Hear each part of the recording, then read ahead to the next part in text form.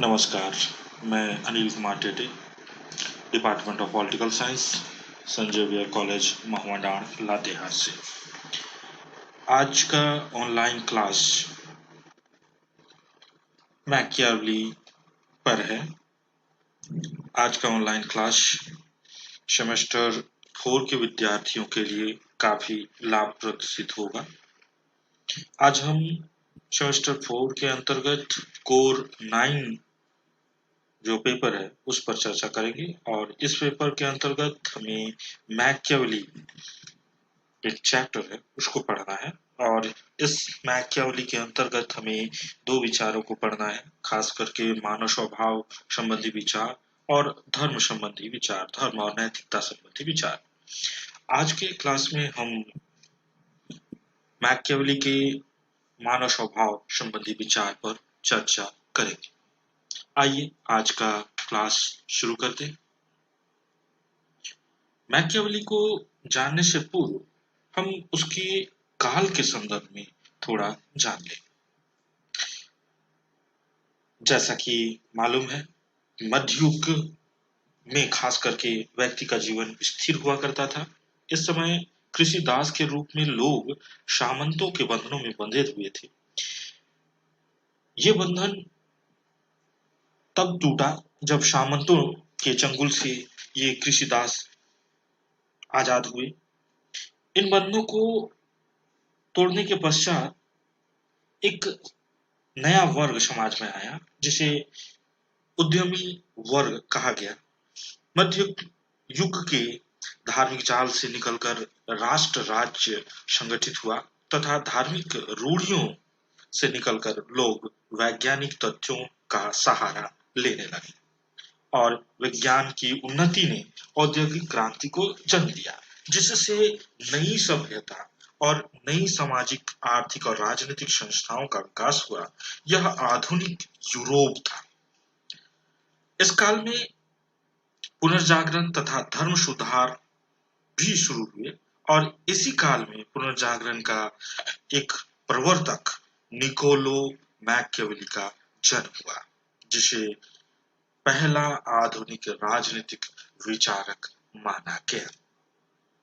Machiavelli का जन्म 3 मई 1469 को इटली के फ्लोरेंस नामक नगर में हुआ। मैकियावेली का जन्म उस काल में हुआ जब इटली में पुनर्जागरण, ज्ञान विज्ञान और धर्म सुधार आंदोलन चल रहे थे। इटली में इतने आंदोलनों के बावजूद इटली पूरी तरह से बिखरा हुआ था। यहाँ अंधविश्वास हावी था, धर्म हावी था, जिसके फलस्वरूप मैकियावेली ने एक नए चिंतन को जन्म दिया और वे कहलाए आधुनिक राजनीति विज्ञान के पिता। मैकियावेली के ग्रंथों को देखिए, मैकियावेली द्वारा रचित ग्रंथों को देखिए तो खास करके उनकी जो रचना द प्रिंस है वो काफी महत्वपूर्ण है, जो कि 1513 ईस्वी में लिखा गया, परंतु इसका प्रकाशन मैकियावेली की मृत्यु के बाद 1532 में हुआ। इस ग्रंथ को काफी महत्वपूर्ण राजनीतिक ग्रंथ माना जाता है और इस ग्रंथ के अंतर्गत धर्म और राजनीति को अलग करने की बात मैकियावेली ने की। मैकियावेली ने अपनी इस रचना में शासन को सर्वश्रेष्ठ बनाने की बात की और साथ ही साथ शासन की शक्ति को बढ़ाने की भी बात उन्होंने इस रचना द प्रिंस में की थी। वहीं दूसरी रचना काफी महत्वपूर्ण है, डिस्कोर्सेस ऑन लिवियस। यह पुस्तक 1521 में प्रकाशित हुई, जो मैकियावेली की दूसरी महत्वपूर्ण पुस्तक थी। इसमें रोमन इतिहास का विश्लेषण किया गया और गणतंत्र के समर्थन में विवेचना प्रस्तुत की गई थी। मैकियावेली थे जिनके विचारों में अपने युग का प्रभाव देखने को मिला और हालांकि यह स्पष्ट है कि कोई भी विचारक अपने युग से प्रभावित होता है, ठीक उसी प्रकार मैकियावेली भी प्रभावित हुए और मैकियावेली को कुछ विचारकों ने अपने युग का शिशु भी कहा है। और यह इसलिए कहा है क्योंकि वे अपने युग से संबंधित जितनी भी घटनाएं थी उससे प्रभावित हुए थे और उनके जितने भी विचार हैं वो इस प्रभाव के कारण विकसित हुए। मैकियावेली का पदार्पण जिस काल में होता है वह काल दुनिया के लिए काफी उथल-पुथल वाला काल था। दुनिया में नित नए-नए प्रयोग किए जा रहे थे, नित नए-नए रचनाएं रची जा रही थी, भौगोलिक खोजें की जा रही थी, विज्ञान का विकास हो रहा था, सामाजिक व्यवस्था में परिवर्तन आ रहा था, धार्मिक मान्यताओं आदि में भी परिवर्तन आ रहा था और कई घटनाएं घटती चली जा रही थी। मतलब जो विश्व था, जो संसार था उसमें काफी परिवर्तनशील हो गया था और जिसके कारण यहाँ पे पुनर्जागरण और इसी इसी घटनाक्रम को परिवर्तन की जो प्रक्रिया है उसको पुनर्जागरण का नाम दिया गया और इसका केंद्र इटली बना हुआ था। अतः यह स्वाभाविक था कि मैकियावेली इन परिवर्तनों से प्रभावित हुए बिना नहीं रह सकता था। अतः मैकियावेली ने जो अपने राजनीतिक चिंतन का विचार दिया वह इन घटनाओं से प्रभावित होकर उन्होंने दिया। अगर हम इनके विचारों को देखें तो इनके विचारों में पुनर्जागरण का प्रभाव पड़ा था। खास करके इस समय नए नए ज्ञान विज्ञान का विकास हुआ। इसे बौद्धिक क्रांति भी कहा गया जिसमें मानवीय विवेक के को स्वीकार किया गया, मानवीय तत्व को स्वीकार किया गया, मानवीय जीवन को और अच्छा बनाने के लिए नए नए आविष्कार किए गए। धार्मिक सुधार, औद्योगिक क्रांति, कारखाने, छापाखाने का आविष्कार, पुराने महत्वपूर्ण पुस्तकों का फिर से छापे जाना, ये तमाम कार्य हो रहे थे। संक्षेप में कहें तो पुनर्जागरण एक मानसिक क्रांति थी जिसने मानवीय जीवन में नवीन दृष्टिकोण की शुरुआत की। जिसने मैकियावेली को भी प्रभावित किया। इसका प्रभाव उनके राजनीतिक चिंतन में भी देखा जा सकता है। चूंकि इटली पुनर्जागरण का केंद्र था, इसलिए उसका प्रभाव मैकियावेली पर भी अधिक पड़ा और अन्य जो प्रभाव थे उसमें हम यह देखते हैं कि मैकियावेली के विचारों का प्रभाव इटली के समाज का भी पड़ा। इटली का समाज उस समय पतन की ओर जा रहा था। मैकियावेली के काल में इटली बौद्धिक क्षेत्र में काफी तरक्की किए हुए था, परंतु इसकी आर्थिक स्थिति दयनीय थी। चारों तरफ इटली में अराजकता की स्थिति फैल चुकी थी। इटली के लोगों में कर्तव्यपरायणता, ईमानदारी और देशभक्ति का प्रभाव नहीं देखा जा रहा था। मतलब देशभक्ति का अभाव था। भ्रष्टाचार, दलबंदी आदि का बोलबाला था। परिणाम स्वरूप इटली का समाज जो था वो काफी दुर्दशा के दौर से गुजर रहा था। इसके सुधार में मैकियावेली ने अपने राजनीतिक चिंतन में काफी विस्तार पूर्वक वर्णन किया है और मानवीय स्वभाव की भी चर्चा की है। मैकियावेली के विचारों में इटली के राजनीतिक विचार भी काफी महत्वपूर्ण स्थान रखते हैं। मैकियावेली अपने इटली के राजनीतिक व्यवस्था को देखकर काफी नाराज था। मैकियावेली के जीवन काल में इटली का राष्ट्रीय संगठन पूरी तरह से नष्ट हो चुका था।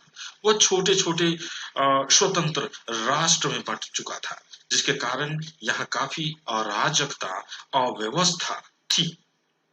विदेशी आक्रमण इटली में सफल हो सकता था। अतः इटली के एकीकरण को किया जाना अति आवश्यक था और इसके लिए मैकियावेली ने अपनी पुस्तक द प्रिंस में निरंकुश शासन की बात की एवं शासन व्यवस्था की बात उन्होंने की। मैकियावेली के विचारों में राष्ट्रीयता का भी प्रभाव मुख्यतः देखा गया। मैकियावेली के समय में संसार के सभी देशों में जहां निरंकुश शासन व्यवस्था स्थापित की गई थी, वहां राष्ट्रीय राज्य की संकल्पना अपनाई जा रही थी। मैकियावेली ने इटली में फैले अराजकता, फूट एवं अविश्वास को समाप्त करने के लिए एकीकरण के लिए तथा राष्ट्र के एकीकरण के लिए राष्ट्रीयता से प्रभावित होकर निरंकुश शासन एवं सरकार की वकालत की। मैकियावेली के विचारों में राजतंत्र का समर्थन भी देखा जाता है। मैकियावेली के समय में दुनिया में राजतंत्र की सफलता सर्वोच्च शिखर पर थी। फ्रांस का राजतंत्र हो या इंग्लैंड का राजतंत्र हो, सभी जगह निरंकुश राजतंत्र स्थापित कर दी गई थी। शक्तिशाली राजतंत्र था उस समय। मैकियावेली ने अपने इस काल में इससे प्रभावित होकर इटली में निरंकुश राजतंत्र की स्थापना की बात की और स्वीकारा कि निरंकुश तथा शक्तिशाली राजतंत्र के द्वारा ही शक्तिशाली राष्ट्र की स्थापना की जा सकती है। मैकियावेली के जो विचार हैं, विभाजन रेखा खींचने वाले विचार हैं। मैकियावेली के समय में चर्च जो जिस प्रकार से राज्य में हावी था, उसको देख करके मैकियावेली प्रश्न नहीं थे, वो काफी आहत हुए थे और उन्होंने यह निर्णय लिया था कि राजनीति से धर्म और नैतिकता को अलग कर दिया जाना चाहिए और उन्होंने कहा भी कि चर्च का काम धर्म और नैतिकता को बढ़ावा देना है, इसे राज्य के कार्यों में हस्तक्षेप नहीं करना चाहिए और इन दोनों के बीच एक विभाजन रेखा खींची जानी चाहिए ताकि शक्तिशाली राष्ट्र राज्य की स्थापना। मैकियावेली का मानव संबंधी विचार राजनीतिक दर्शन का केंद्र बिंदु है। हालांकि मैकियावेली होब्स की तरह मानव स्वभाव के बारे में वैज्ञानिक और क्रमबद्ध अध्ययन नहीं करते हैं, परंतु उन्होंने माना कि मानव स्वभाव को उस समय की परिस्थिति एवं घटनाक्रम के आधार पर स्पष्ट करना उपयुक्त होगा। मैकियावेली के मानव संबंधी विचार पर उस समय के विचार एवं परिस्थिति के तत्व काफी हावी थे, जैसे तात्कालीन इटालियन समाज की दुर्दशा, जो कि काफी महत्वपूर्ण स्थान रखता है मैकियावेली के मानव संबंधी विचार में। मैकियावेली अपने मानव संबंधी धारणा में स्पष्ट करते हैं कि मानव स्वभाव से ही स्वार्थी प्रवृत्ति वाला व्यक्ति होता है, मतलब स्वार्थी होता है, वह दुष्ट होता है। अपनी पुस्तक द प्रिंस में उन्होंने लिखा कि सामान्य रूप से मानव के बारे में यह कहा जा सकता है कि वह झूठा होता है, कायर होता है, लोभी होता है। वे तभी तक मतलब मानव तभी तक आपके अपने बने रहते हैं जब तक सफलता आपके पास होती है। वे तभी तक आपके लिए जीवन, रक्त, संपत्ति और बच्चों का बलिदान करने के लिए तत्पर रहेंगे जब तक वास्तव में ऐसी बलिदान की आवश्यकता दूर रहती है। लेकिन जैसे ही आवश्यकता निकट आती है, वे आपके विरुद्ध हो जाते हैं। मनुष्य किसी से तभी प्रेम करता है जब उसका स्वार्थ सिद्ध होता हो।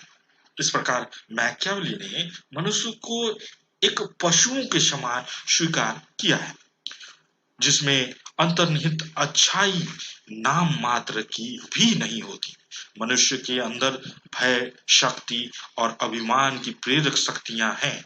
चूंकि मनुष्य पशु के समान होता है, अतः उसे भय दिखाकर उस पर नियंत्रण पाया जा सकता है।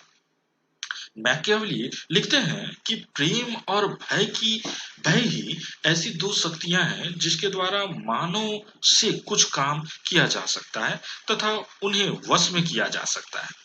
शासक को भय का सहारा लेना चाहिए ताकि मनुष्य के पशुवत या पशु समान जो स्वभाव है उस पर नियंत्रण लगाया जा सके। इसे यही कारण है कि मैकियावेली अपने मानव स्वभाव संबंधी धारणा में निरंकुश शासन और राजनीति तथा धर्म में पृथक्करण की बात करते हैं ताकि मनुष्य के इस स्वार्थपरक स्वभाव और पशुवत स्वभाव पर नियंत्रण लगाया जा सके। इस प्रकार देखा जाए तो मैकियावेली अपने मानव स्वभाव संबंधी धारणा में मनुष्यों को लालची, स्वार्थी एवं पशु के समान स्वीकारा है। उनके इस धारणा को हम इन बिंदुओं के आधार पर स्पष्ट कर सकते हैं। मैकियावेली ने कहा कि राज्य एक स्वाभाविक संस्था नहीं है। यह इसलिए उन्होंने कहा क्योंकि मनुष्य लालची और स्वार्थी होता है एवं उसका आचरण पशु के समान होता है। अतः अतः मैकियावेली ने अरस्तु और प्लेटो की तरह राज्य को एक स्वाभाविक संस्था के रूप में नहीं स्वीकारा, बल्कि यह मनुष्य के द्वारा निर्मित संस्था बतलाया, ताकि राज्य के द्वारा मनुष्य के व्यवहार तथा पर नियंत्रण लगाया जा सके। अतः मैकियावेली के मानव स्वभाव संबंधी धारणा से स्पष्ट होता है कि राज्य एक स्वाभाविक संस्था नहीं है। मैकियावेली ने कहा कि निरंकुश शासन में ही शासन की सफलता है।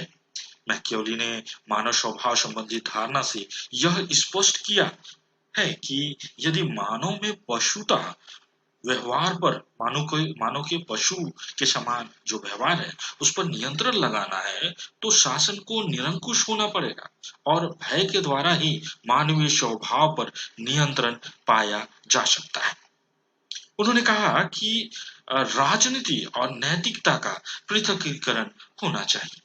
मैकियावेली यह स्वीकार करते हैं कि मानव जन्म से ही स्वार्थी, बुरा और पशु के समान भ्रष्ट होता है।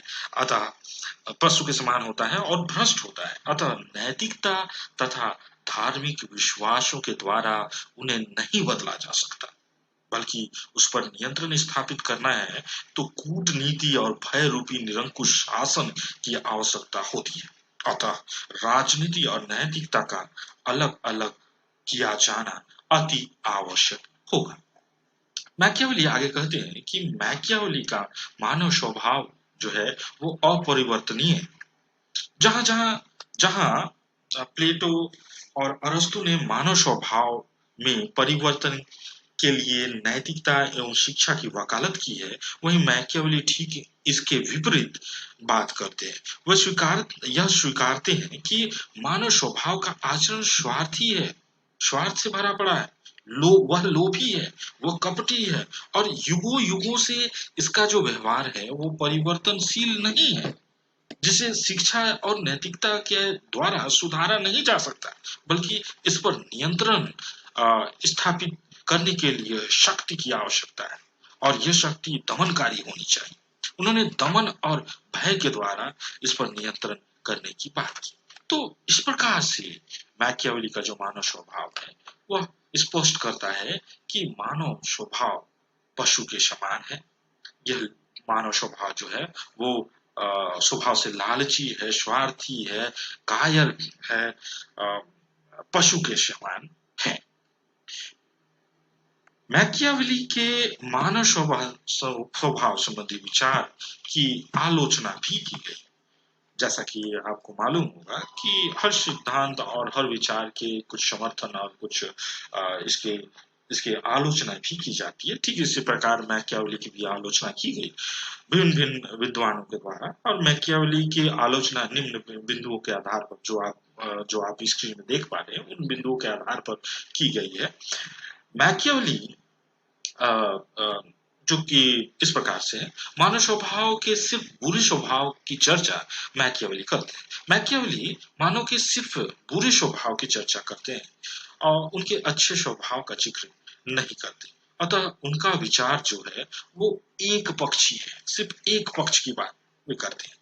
मैकियावेली के मानव स्वभाव संबंधी धारणा उस समय के काल एवं परिस्थितियों से प्रभावित थी, लेकिन यह जरूरी नहीं कि हर काल में ऐसी परिस्थितियां हों। अतः यह जो विचार है, मानव संबंधी जो विचार है वो सही नहीं है। विद्वानों ने कहा कि मैकियावेली का स्वभाव स्वार्थी, मैकियावेली का मानव संबंधी स्वभाव जो है वो स्वार्थी, लोभी है। और ये जो स्वार्थी और लोभी की जो बात उन्होंने मैकियावेली ने की, यह बात बदलाना वे भूल गए कि मानव में स्वार्थ और लोभी के अलावा परोपकारी और नैतिक गुण भी होते हैं। वे इन गुणों से संपन्न होते हैं, जिसका जिक्र उन्होंने यहाँ नहीं किया। मैकियावेली ने यह स्वीकारा कि शिक्षा के द्वारा मानवीय स्वभाव को नहीं बदला जा सकता, परंतु वास्तविकता में शिक्षा ही वो माध्यम है जिससे मानवीय व्यवहार को बदला जा सकता है। तो ये जो मैकियावेली का मानव स्वभाव संबंधी जो विचार है उसकी आलोचना इस आधार पर की जाती है। मैकियावेली ने जो मानव स्वभाव संबंधी जो विचार दिए हैं, जो धारणा प्रस्तुत की है, वो पूरी तरह से अवैज्ञानिक है, क्योंकि इन्होंने मानव स्वभाव के बारे के सिर्फ बुरे पक्ष की व्याख्या की है, इसके अच्छे और उदार पक्ष की व्याख्या नहीं की है।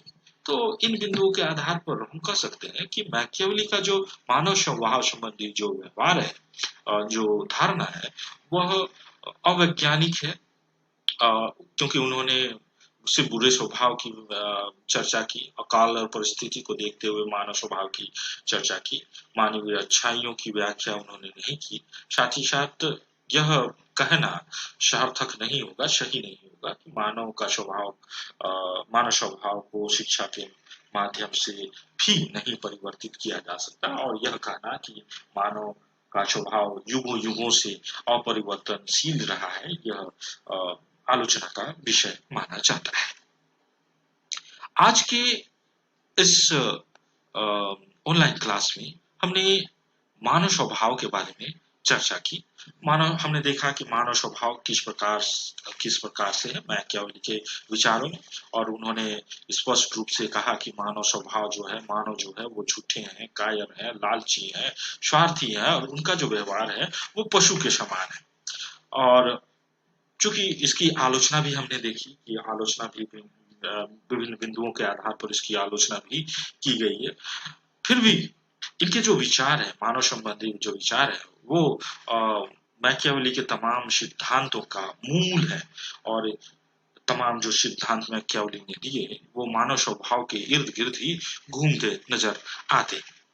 तो ये जो मैकियावेली है, उन्होंने अपने काल और परिस्थितियों के आधार को देखते हुए मानवीय स्वभाव की व्याख्या की, जिन्होंने अपने इटालियन समाज में जिस चीजों को देखा, जिन व्यवहारों को देखा, उनकी व्याख्या उन्होंने मानव स्वभाव में की है। मैकियावेली के मानव स्वभाव संबंधी जो विचार है वो इसलिए भी महत्वपूर्ण है क्योंकि इनके जो विचार हैं, तमाम विचार, चाहे वो राज्य से संबंधित विचार हो, चाहे वो शासन संबंधी विचार हो, वो इनसे कहीं ना कहीं प्रभावित होते हैं।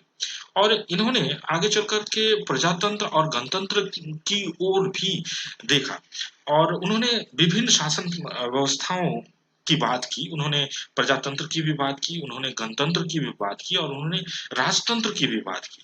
उन्होंने तात्कालीन इटली में जो विद्यमान अवस्थाएं थी उसको देखते हुए उन्होंने राजतंत्र को उपयुक्त बतलाया। उन्होंने अपने सिद्धांत में संप्रभुता को मजबूत करने की बात की, उन्होंने संप्रभु जो शासक है उनको मजबूत करने की बात की, उन्होंने राजा को शक्तिशाली बनाने की बात की ताकि शासन व्यवस्था की बागडोर वो अच्छे से संभाल सकें, और जो राज्य में जो है शासन व्यवस्था सही रूप से संचालित किए जा सके। उन्होंने राजा को शेर और लोमड़ी की तरह लोमड़ी की तरह जो है उनके जो गुण है उसको शामिल करने की बात की। तो निश्चित तौर पर ये जो मैकियावेली है उनके मानव स्वभाव संबंधी जो विचार वो काफी महत्वपूर्ण है, और उनके तमाम राजनीतिक सिद्धांतों में। आज के क्लास में बस इतना ही। मैं पुनः आपके समक्ष उपस्थित होऊंगा मैकियावेली के अन्य विचारों को लेकर के। धन्यवाद।